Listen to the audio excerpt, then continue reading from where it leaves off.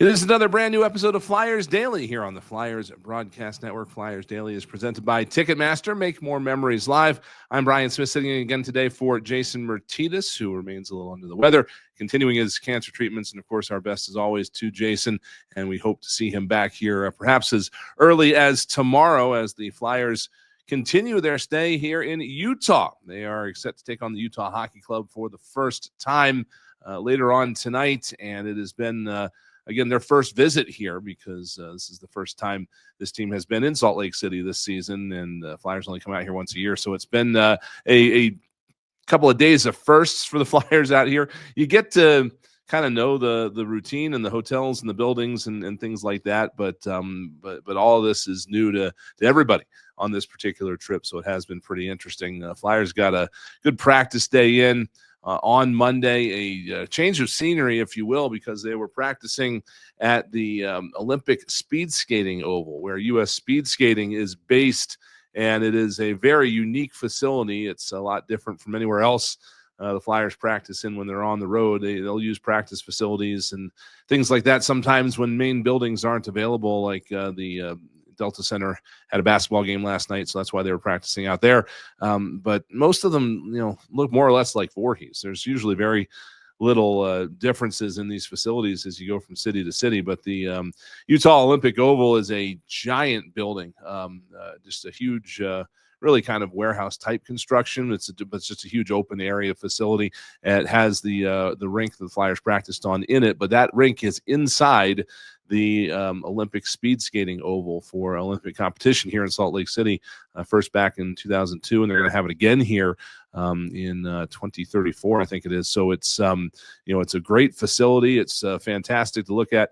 Guys, after practice, some of them decided to take a spin around that Olympic Oval, as I'm sure some of you saw on social media. Eric Johnson taking a spin, giving me some ideas for down the road. So we'll see where that goes. But it was definitely a nice change of scenery to get into a situation like that. And John Tortorella left the practice to his assistants on Monday. He did not go on the ice. He did talk to the media. And, of course, the elephant in the room right now with this team is that they have not scored in 3 straight games. And that sounds crazy. It's because it is. It has never happened in the regular season to the Flyers before. Our Bill Meltzer was of course, on top of it, quick to point out that it did happen to the Flyers in 2002 in the Eastern Conference quarterfinals against the Ottawa Senators, a series that really the Flyers almost went 4 games without scoring a goal. They had one in game 1, but that was a bit of a freak occurrence then. The time difference here between goals has not reached a franchise record as of yet, but it's within 20 minutes. So it's certainly something that you don't see very often. In fact, John Tortorella, talking with the media yesterday rather, said he's never seen it before. It's something when a guy like Torts, who has been a head coach in 1,600 games and probably an assistant in about as many more than that, has not seen something like that before. So that tells you how rare it is. The thing about the drought is that, the efforts and really the execution of the team, it doesn't match a drought like that. You would think that they would have scored by accident here at some point along the line. But, it is what it is. And I know from a fan standpoint, nobody is happy about it. It's certainly not fun to watch.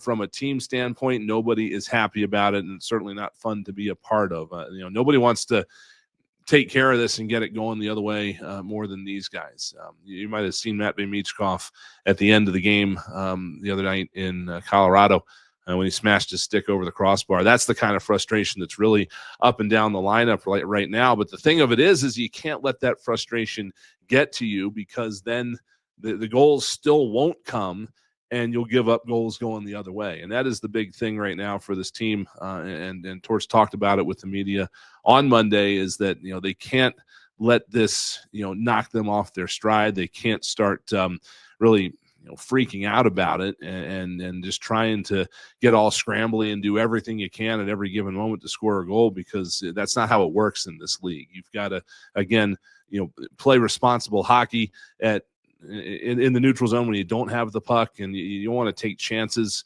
all the time. Sometimes in games, yeah, you have to take chances. If you're down late in the third and you want to get a goal or two to try to tie a game, yeah, then you're taking chances. But you can't take chances for 60 minutes because you'll just give them up going the other way. The other teams in this league are that good. So, it is, again, a very unusual occurrence, obviously, that we are seeing here with this goal scoring drought. And the hope for everybody is that it ends in this game against Utah later on tonight. The Flyers did perhaps the best thing they could in this circumstance at practice on Monday. They used basically the back half of the practice in some inter-squad competition, which really is fun to watch when these guys get together and they basically split the team in half. You have an orange versus white, and it's kind of an orange versus white scrimmage. And it really doesn't matter. Sometimes it is it's a special teams thing. Sometimes it is maybe even something simpler, but anytime that they get into this mode where it's orange versus white, they are as competitive as can be. And, they're whooping it up when guys score goals. There's the good natured trash talking goes that you would see inside a team for guys that don't execute on the other team or stuff like that. It's just a fun thing to watch. And what they did on Monday was they put both nets basically in one end of the ice and they played cross ice hockey like mites do. If you're a mite parent or have been a mite parent or been in a rink where mites are playing, you see this sometimes happen where it's cross ice hockey. Sometimes they play half ice where they put nets at center ice and at the one end, but when you play cross ice, it's even shorter because you're using the 85 feet instead of the 100 feet that you go from the end boards to center ice, and you put you put full grown players in there, and there's not a lot going on, so there's not a lot of room really. So you can imagine the chaos that it causes, and really they only use the width of the ice from the boards to about the slot. So they're playing in a very short space, and they're playing short side 3-on-3, and it is a very high paced, very competitive, very very fun environment for the guys.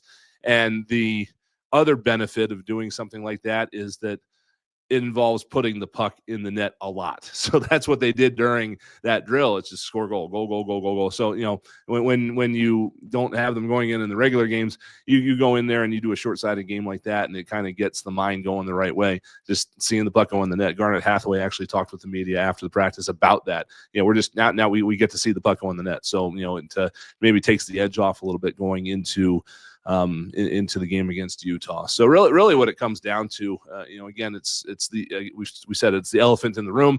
But when the Flyers go out to Delta Center for this game, it doesn't matter what's happened the three previous games. A shutout loss to Colorado, a shutout loss to New Jersey, whatever. It has no bearing on the game against Utah on Tuesday night. So it's just, again, we've talked about it, Jason and I have before. Something with the goalies is that, and we take it from Ted Lasso, they have the memory of a goldfish, and just don't dwell on these last three games. Just look forward, do the stuff they know they need to do, and try to score a goal.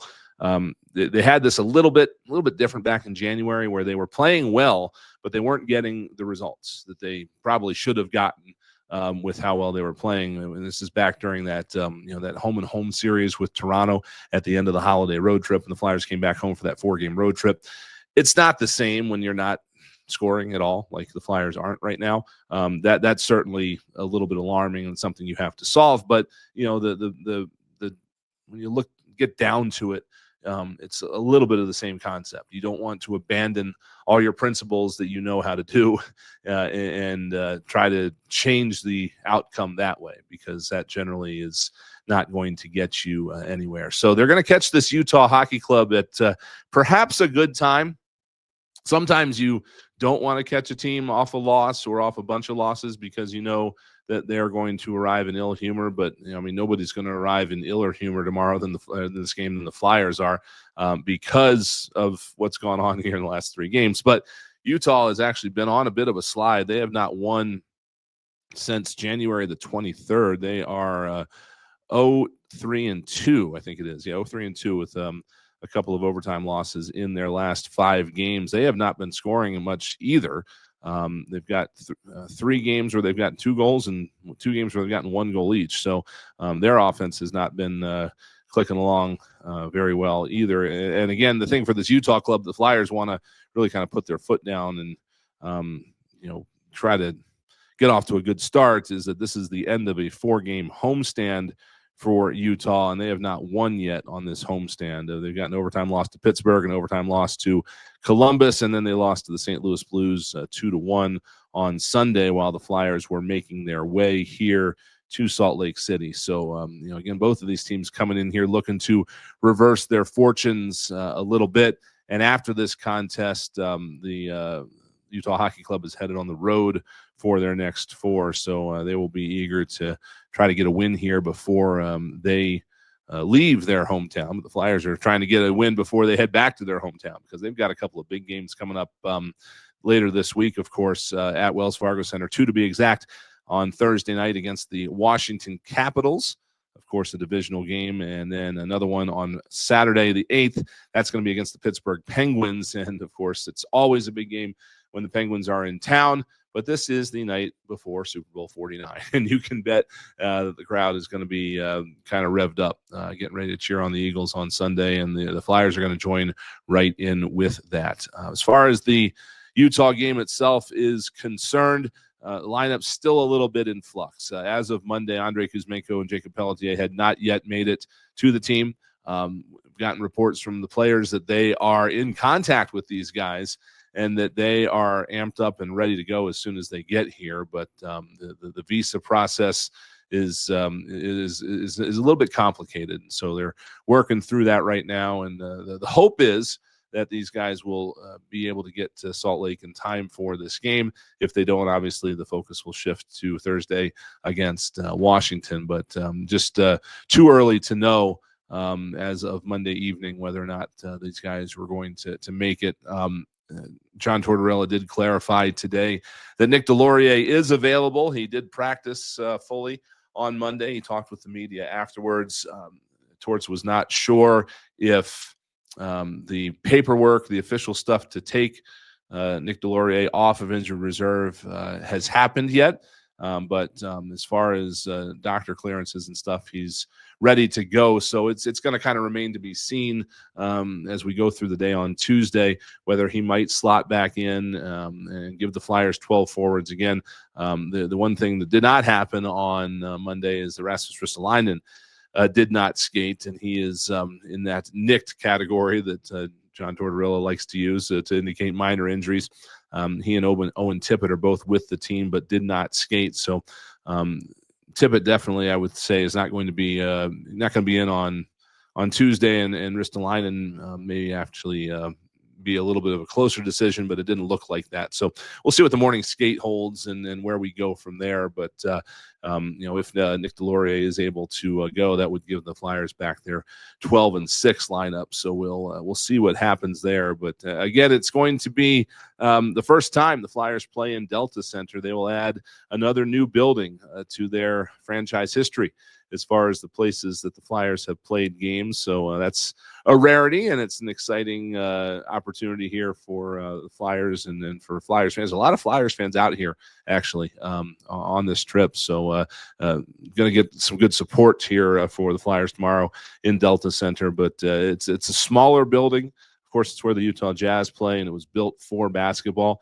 My understanding is it only seats a little over 13,000 for hockey, so it's a bit of a different atmosphere. They're going to fix that over the next couple of years here, and I would imagine before that next Olympics comes along, there's probably going to be a new building in the cards here in Salt Lake City. But for this one, of course, in the foreseeable future, it's going to be Delta Center, and again, a little bit of a different environment. Not as different an environment as the last time the Flyers saw a lot of these Utah players on the road in Arizona when they played at Arizona State University in a building that only sat 5,500 people. That was a very different experience being down there in that environment. And, I could see back then where, probably some visiting players liked the novelty coming in. For a lot of the guys, it was kind of a return to their youth a little bit, whether they played in college somewhere or in juniors in some of these smaller buildings.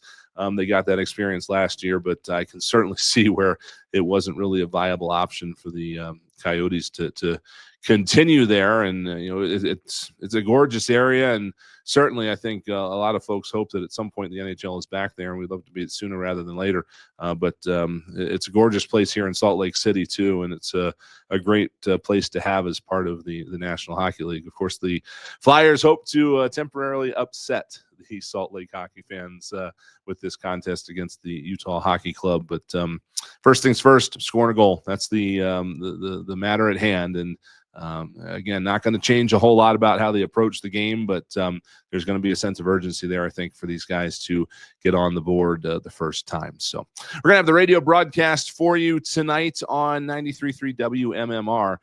The telecast on NBC Sports Philadelphia, but Timmy and Fridge and I will be on WMMR. It's a 9 p.m. puck drop back in the East, 7 p.m. local here, but 9 o'clock back in Philadelphia. The pregame show on WMMR will start at 8:50, so we would love to have you along for that. So that's going to do it for this episode of Flyers Daily. We'll have another one for you tomorrow, and hopefully we're going to have Jason returning and getting his getting back in the chair and getting his input on the team here as he has done for so many years here on Flyers Daily. Certainly going to support him every way we can, fill in when necessary, but the hope is we see him back here more often than not, handling your daily dose of Flyers coverage. So for Jason Myrtetus, I'm Brian Smith. Thanks for listening. Go Flyers.